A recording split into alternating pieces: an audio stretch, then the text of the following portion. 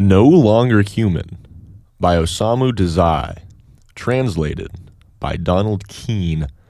Read by Sleepless Tales. Notebook 2, Part 2. Starting on page 70.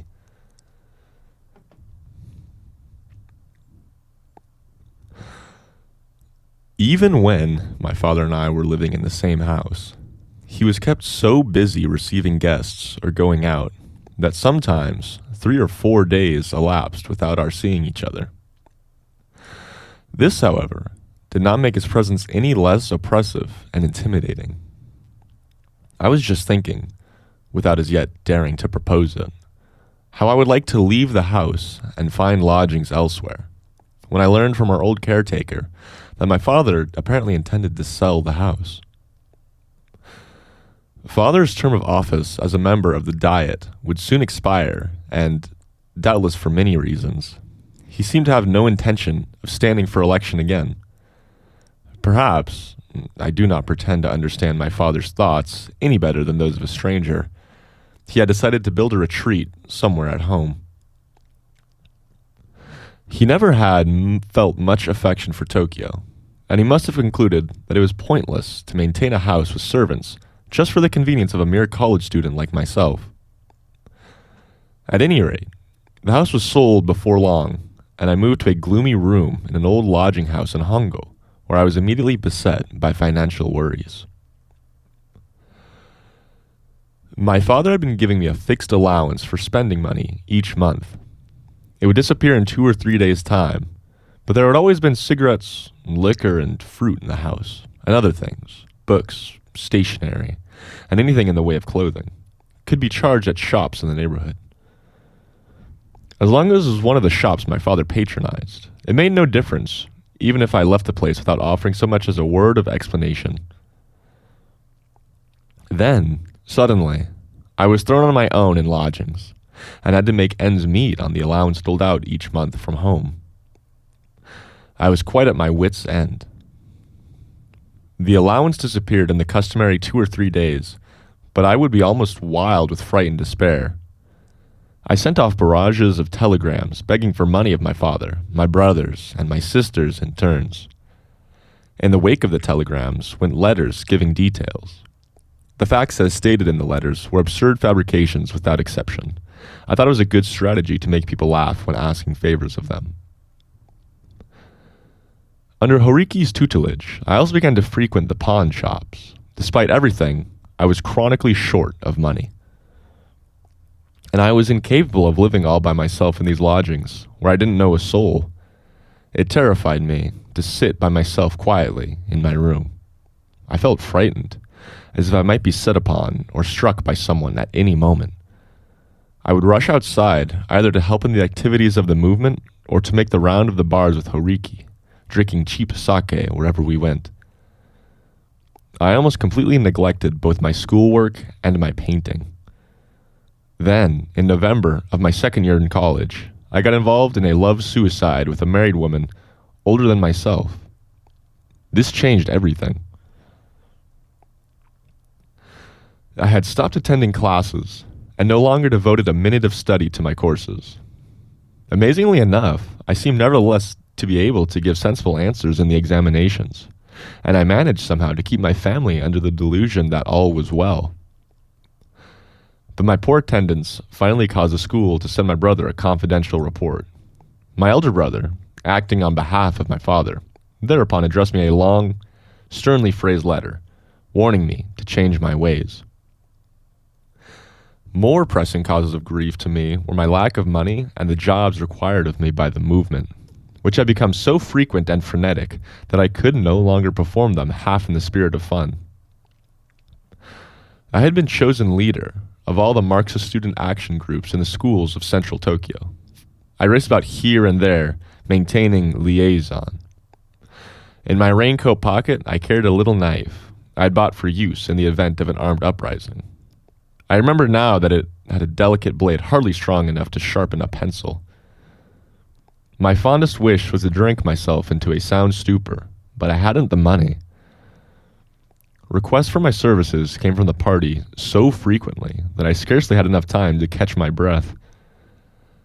A sickly body like mine wasn't up to such frantic activity. My only reason all along for helping the group had been my fascination with its irrationality, and to become so horribly involved was a quite unforeseen consequence of my joke. I felt secretly like telling the group, "This isn't my business. Why don't you get a regular party man to do it?" Unable to suppress such reactions of annoyance, I escaped. But it gave me no pleasure. I decided to kill myself. There were at that time 3 women who showed me special affection. One of them was the landlord's daughter at my lodging house. When I would come back to my room so exhausted by my errands for the movement that I fell into bed without even bothering to eat, she invariably would visit my room, carrying in her hand a writing pad and a pen.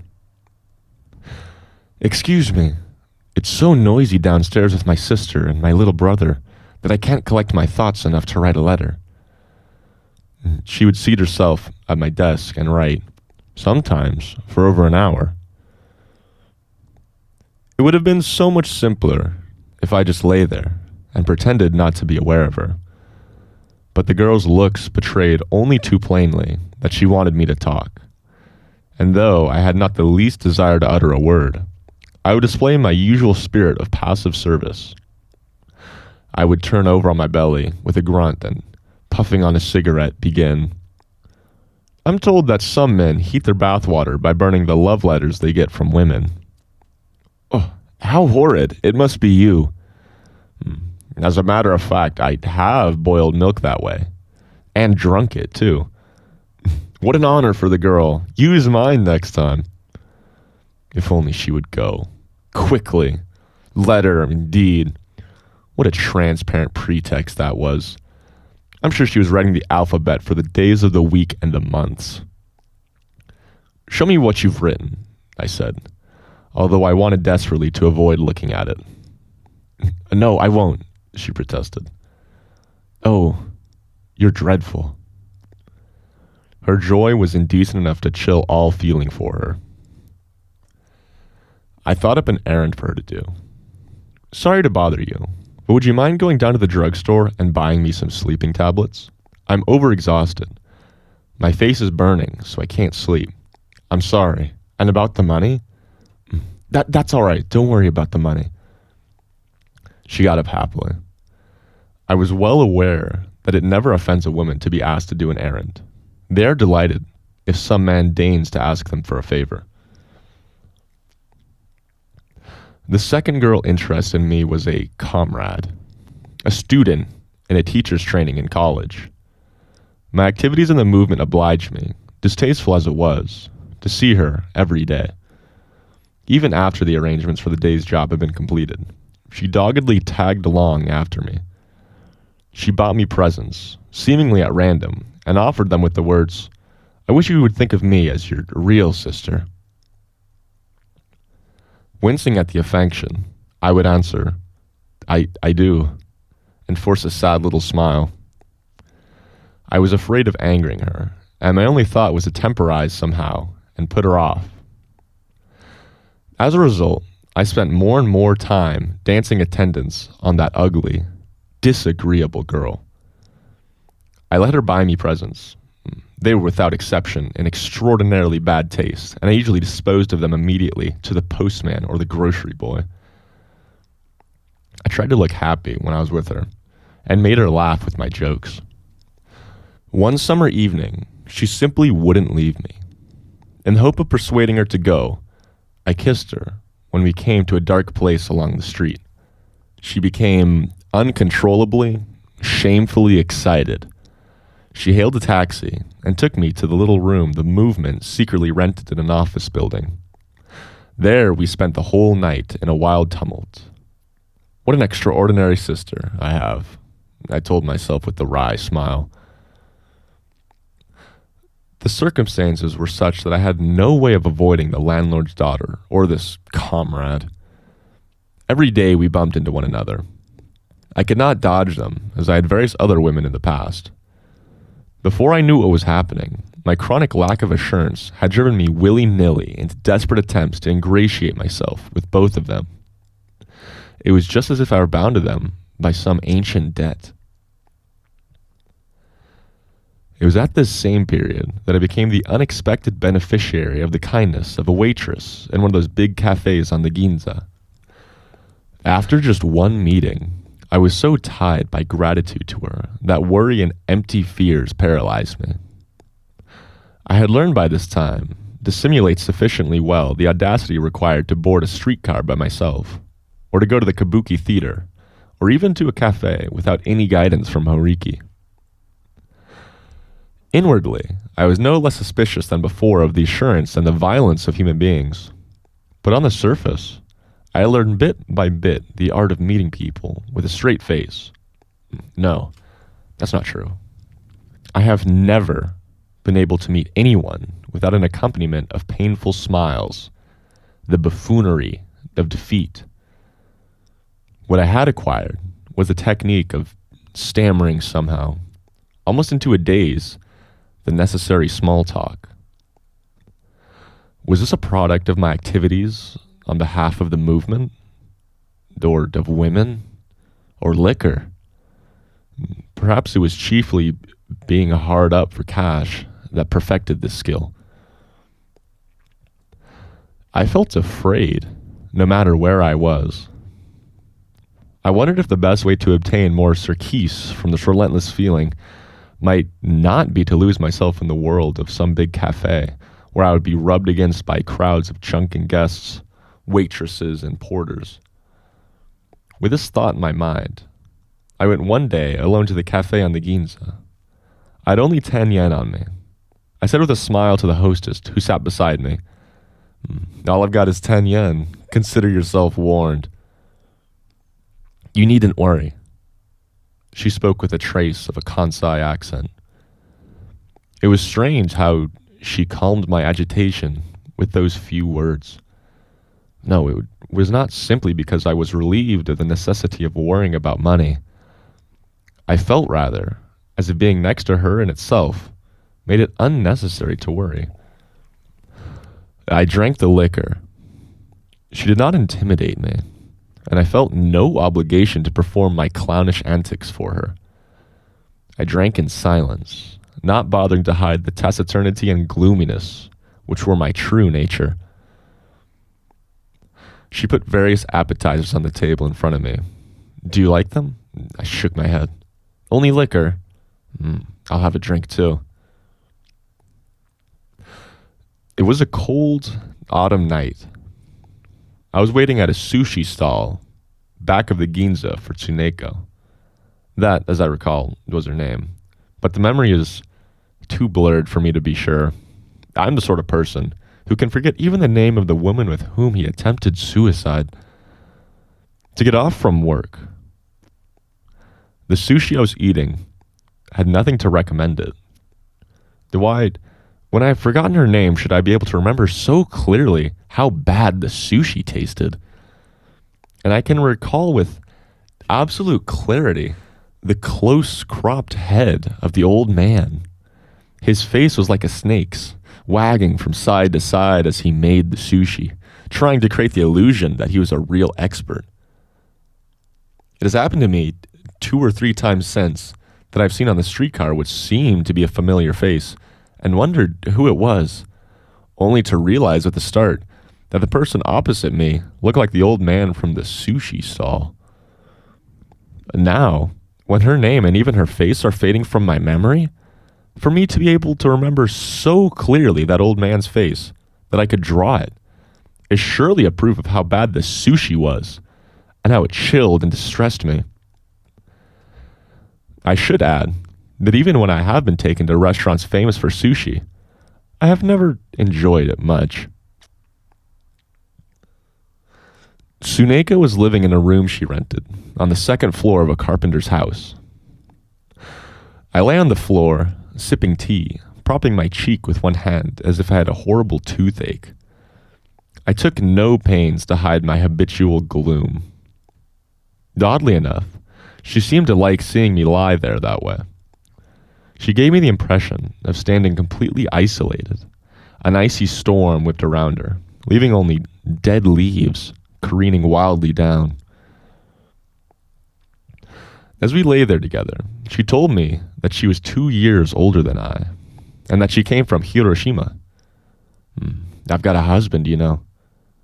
He used to be a barber in Hiroshima, but we ran away to Tokyo together at the end of last year. My husband couldn't find a decent job in Tokyo. The next thing I knew, he was picking up for swindling someone, and now he's in jail.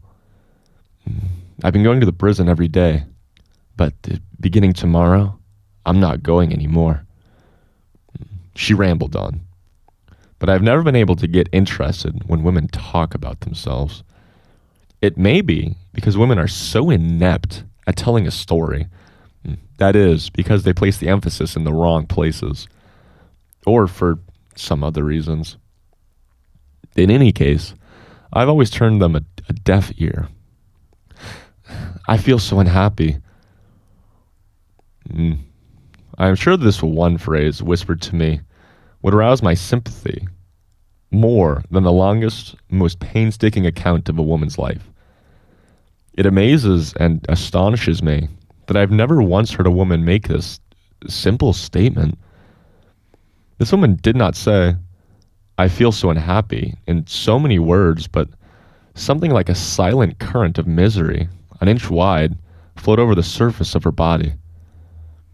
When I laid next to her, my body was enveloped in her current, which mingled with my own harsher current of gloom like a withered leaf settling to rest on the stones at the bottom of a pool. I had freed myself from fear and uneasiness. It was entirely different from the feeling of being able to sleep soundly, which I had experienced in the arms of those idiot prostitutes. For one thing, the prostitutes were cheerful. The night I spent with that criminal's wife was for me a night of liberation and happiness. The use of so bold a word, affirmatively, without hesitation, will not, I imagine, recur in these notebooks. But it lasted only one night. In the morning, when I woke and got out of bed, I was again the shallow poser of a clown. The weak fear happiness itself. They can harm themselves on cotton wool. Sometimes they are wounded even by happiness. I was impatient to leave her while things stood the same before I got wounded, and I spread my usual smokescreen of a farce. They say that love flies out the window when poverty comes in the door, but people generally get the sense backwards. It doesn't mean that when a man's money runs out, he's shaken off by women. When he runs out of money, he naturally is in the dumps. He's no good for anything. The strength goes out of his laugh. He becomes strangely soured. Finally, in desperation, he shakes off the woman. The proverb means that when a man becomes half mad, he will shake and shake and shake until he's free of a woman. You'll find that explanation given in the Kanzawa dictionary. More's the pity. It isn't so hard for me to understand that feeling myself. I remember making Tsuneko laugh with that stupid remark right there. I was trying to get away quickly that morning, without so much as washing my face, for I was sure that to stay any longer would be useless and dangerous. Then I came out with that crazy pronouncement on love flying out the window, which was later to produce unexpected complications. I didn't meet my benefactor of that night again for a whole month. After leaving her, my happiness grew fainter and fainter every day. It frightened me even that I had accepted a moment's kindness. I felt that I had imposed horrible bonds on myself. Gradually, even the mundane fact that Tsuneko had paid the bill at the cafe began to weigh on me, and I felt as though she was just another threatening woman, like the girl at my lodging house or the girl from the teacher's training college. Even at the distance which separated us, Tsuneko intimidated me constantly. Besides, I was intolerably afraid that if I met again a woman I had once slept with, I might suddenly burst into a flaming rage. It was my nature to be very timid about meeting people anyways. And so I finally chose the expedient of keeping a safe distance from the Ginza. This timidity of nature was no trickery on my part. Women do not bring to bear so much as a particle of connection between what they do after going to bed and what they do on rising in the morning. They go on living with their world successfully divided in two, as if total oblivion had intervened. My trouble was that I could not yet successfully cope with this extraordinary phenomenon. At the end of November, I went drinking with Horiki at a cheap bar in Kanda.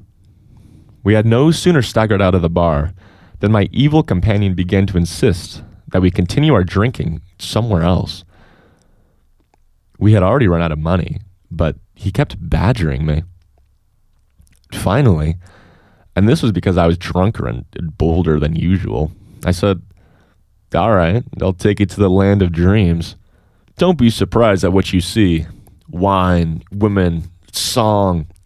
You mean a cafe?" "I do." "Let's go." It happened just as simply as that. The two of us got on a streetcar.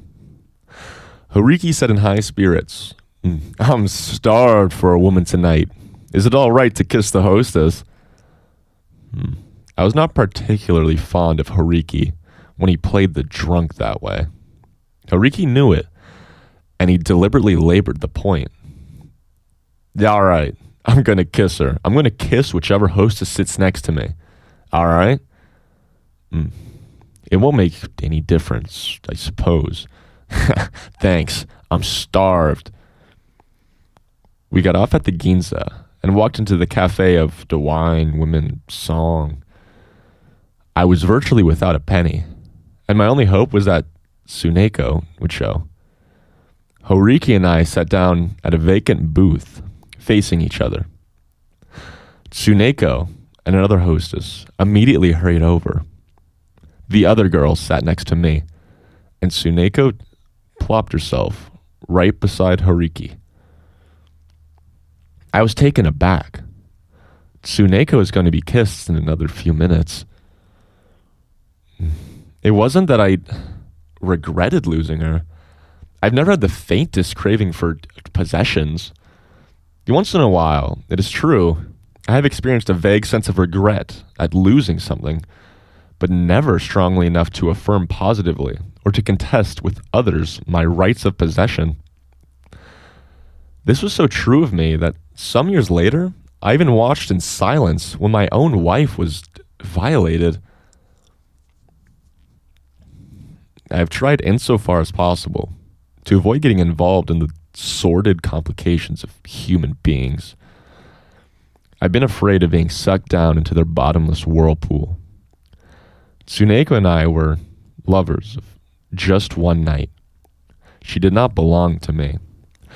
It was unlikely that I'd pretend to so imperious an emotion as regret. And yet, I was shocked. It was because I felt sorry for Tsuneko. Sorry that she would be obliged to accept Horiki's savage kisses while I watched. Once she had been defiled by Horiki, she would no doubt have to leave me. But my ardor was not positive enough for me to stop Tsuneko. I experienced an instant of shock at her unhappiness. I thought, it's all over now. Then, the next moment, I meekly, helplessly resigned myself. I looked from Horiki to Tsuneko. I grinned. But the situation took an unexpected turn. One very much for the worse. "I've had enough," Horiki said with a scowl. Not even a lecher myself can kiss a woman who looks so poverty-stricken. He folded his arms and stared, seemingly in utter disgust, at Tsuneko.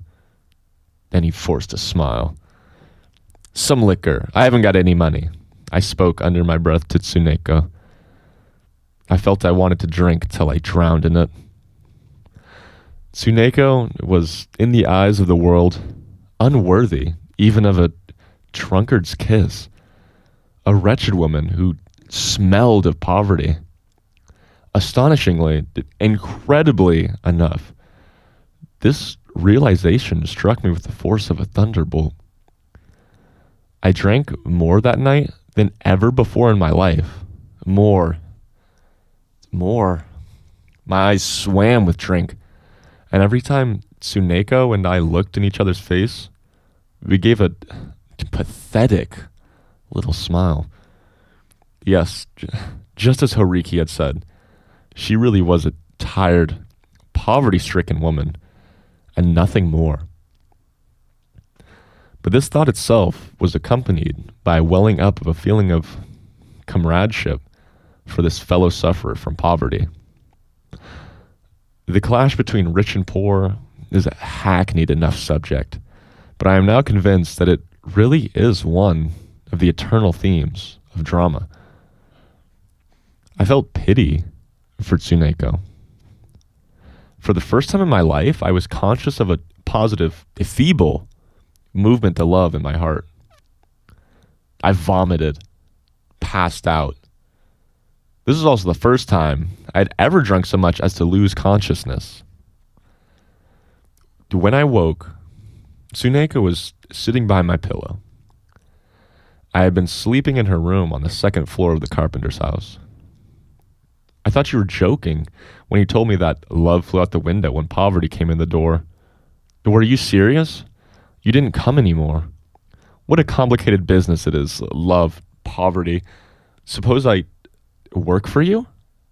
Wouldn't that be all right? No, it wouldn't. She lay down beside me. Towards dawn, she pronounced for the first time the word death. She, too, seemed to be weary beyond endurance of the task of being a human being. And when I reflected on my dread of the world and its bothersomeness, on money, the movement, the women, my studies, it seemed impossible that I could go on living. I consented easily to her proposal. Nevertheless, I was still unable to persuade myself fully of the reality of this resolution to die. Somehow there lurked an element of make-believe. The two of us spent that morning wandering around Asakusa. We went into a lunch stand and drank a glass of milk. She said, "You pay this time." I stood up, took out my wallet, and opened it.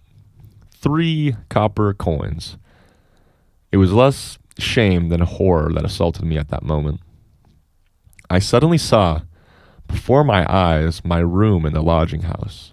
Absolutely empty, save for my school uniform and the bedding. A bleak cell, devoid of any object which might be pawned. My only other possessions were the kimono and the coat I was wearing. These were the hard facts.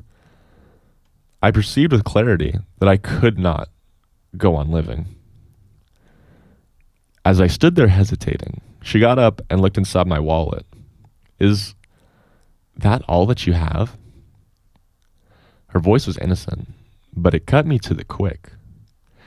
It was painful as only the voice of the first woman I had ever loved could be painful. "Is that all?" No, even that suggested more money than I had. 3 copper coins doesn't count as money at all. This was a humiliation, more strange than any I had tasted before. A humiliation I could not live with. I suppose I had still not managed to extricate myself from the part of the rich man's son. It was then I myself determined, this time as a reality, to kill myself. We threw ourselves into the sea at Kamikura that night. She untied her sash, saying she had borrowed it from a friend at the cafe, and left it folded neatly on a rock. I removed my coat and put it in the same spot. We entered the water together. She died. I was saved. The incident was treated rather prominently in the press, no doubt because I was a college student. My father's name also had some news value. I was confined in a hospital on the coast. A relative came from home to see me and take care of necessary arrangements. Before he left, he informed me that my father and all the rest of my family were so enraged that I might easily be disowned once and for all. Such matters did not concern me. I thought instead of the dead Tsuneko, and longing for her, I wept. Of all the people I had ever known, that miserable Tsuneko really was the only one I loved. A long love letter, which consisted of a string of 50 stanzas, came from the girl at my lodging house. 50 stanzas, each one beginning with the incredible words, "Please live on for me." The nurses used to visit my sick room, laughing gaily all the time, and some would squeeze my hand when they left. They discovered at the hospital that my left lung was affected. This was most fortunate for me, when, not long afterwards, I was taken from the hospital to the police station, charged with having been the accomplice to a suicide.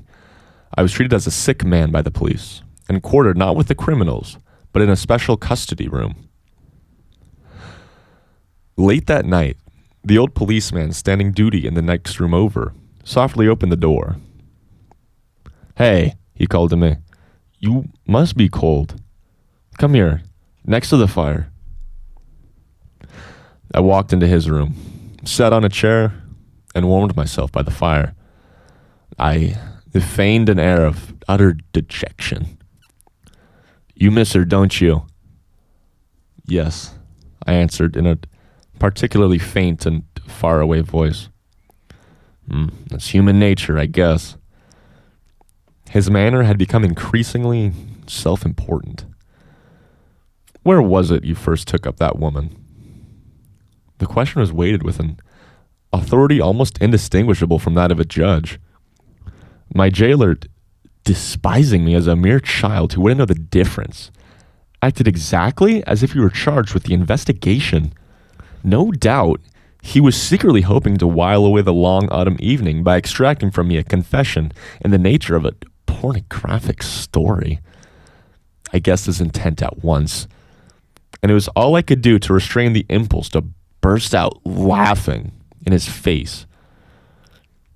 I knew that I had the right to refuse any queries put on me by the policeman in an informal interrogation of this sort, but in order to lend some interest to the long night ahead, I cloaked myself in a kind of simple sincerity, as if I firmly, unquestioningly believed that this policeman was responsible for investigating me, and that the degree of severity of my punishment depended solely on his decision.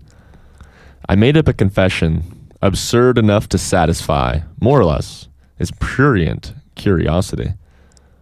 I've got a pretty good idea now. We always take it into consideration when a prisoner answers everything honestly. Thank you very much. I hope you will do what you can to help me. My performance was all but inspired. A great performance, which brought me no benefit whatsoever. In the morning, I was called before the police chief. This time, it was the real examination. As soon as I opened the door and entered his office, the police chief said, "There's a handsome lad for you. It wasn't your fault, I can see. Your mother's to blame for having brought such a handsome boy into the world." He was still young, a dark-complexioned man with something about him which suggested a university education. His words caught me off guard and made me as wretched as if I had been born deformed with red macula covering half my face. The examination conducted by this athletic-looking police chief was simple and to the point, a world removed from the furtive, tenaciously obscene examination the old policeman had given me the night before. And after he finished his questioning, he filled out a form to send to the district attorney's office. He commented as he wrote, "You mustn't neglect your health that way. You've been coughing blood, haven't you?" That morning, I had an odd hawking cough, and every time I coughed, I covered my mouth with my handkerchief. The handkerchief was spattered with blood, but it was not blood from my throat. The night before, I'd been picking a pimple under my ear, and the blood was from that pimple. Realizing at once that it'd be to my advantage not to reveal the truth, I lowered my eyes and sanctimoniously murmured, "Yes." The police chief finished writing his paper. It's up to the district attorney whether or not they bring action against you. But it would be a good idea to telephone or telegraph a guarantor to come to the district attorney's office in Yokohama. There must be someone, isn't there, who will guarantee you an offer of bail? I remembered that a man from my hometown, an antique dealer who was a frequent visitor at my father's house in Tokyo, had served as my guarantor at school. He was a short-set man of 40, a bachelor and a henchman of my father's. His face, particularly around the eyes, looked so much like a flatfish that my father always called him by that name. I'd also always thought of him as Flatfish. I borrowed the telephone directory at the police station to look up Flatfish's number. I found it and called him. I asked if he would mind coming to Yokohama. Flatfish's tone when he answered was unrecognizably officious, but he agreed, and in the end, he was to be my guarantor. I went back to the custody room. The police chief's loud voice reached me as he barked out to the policeman, "Hey, somebody disinfect the telephone receiver. He's been coughing blood, you know." In the afternoon, they tied me up with a thin hemp rope. I was allowed to hide the rope under my coat when I went outside, but the young policeman gripped the end of the rope firmly. We went to Yokohama on the streetcar.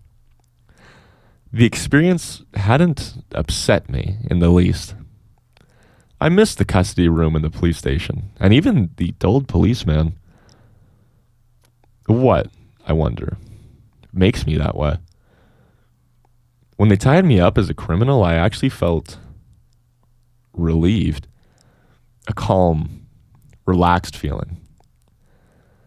Even now, as I write down my recollection of those days, I feel a really expansive, agreeable sensation. But among my otherwise nostalgic memories, there is one harrowing disaster which I shall never be able to forget, and which even now causes me to break out into a cold sweat. I was given a brief examination by the district attorney in his dimly lit office. He was a man of about 40, with an intelligent, calm look about him, which I am tempted to call honest good looks, in contrast to my own alleged good looks, which, even if true, certainly are tainted with lewdness. He seemed so simple and straightforward that I let my guard down completely.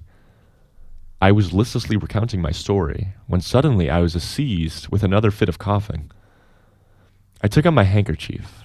The bloodstains caught my eye, and with ignoble opportunism, I thought that this cough might also prove useful. I added a couple extra exaggerated coughs for good measure, and my mouth still covered by the handkerchief, I glanced at the district attorney's face. The next instant, he asked with a quiet smile, "Was that real?" Even now, the recollection makes me feel so embarrassed that I can't sit still. It was worse, I'm sure, even than when in high school I was plummeted into hell by that stupid Takaichi tapping me on the back and saying, "You did it on purpose." Those were the two great disasters in a lifetime of acting. Sometimes I've even thought that I should have preferred to be sentenced to 10 years imprisonment rather than meet with such gentle contempt from the district attorney. The charge against me was suspended, but this brought no joy. I felt utterly wretched as I sat on a bench in the corridor outside the district attorney's office, waiting for the arrival of my guarantor, Flatfish. I could see through the tall windows behind my bench, the evening sky glowing in the sunset. Seagulls were flying by in a line which somehow suggested the curve of a woman's body. End Notebook 2 of No Longer Human, read by Sleepless Tales. Don't forget to like, comment, and subscribe